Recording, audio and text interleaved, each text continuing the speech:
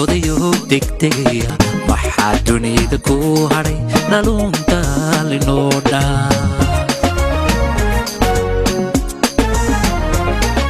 dadka dibad baxaya waa kuwii ku doortee dilka kama mudane dacwad bay sidaane cabashada dadka maqal maxaa darta kugu xidhay diintiyo kitaabkiyo dimuqraadinimadii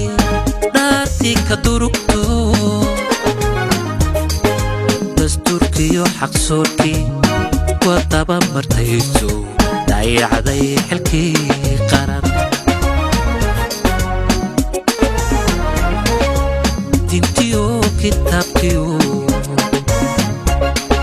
dimuqraadinimadii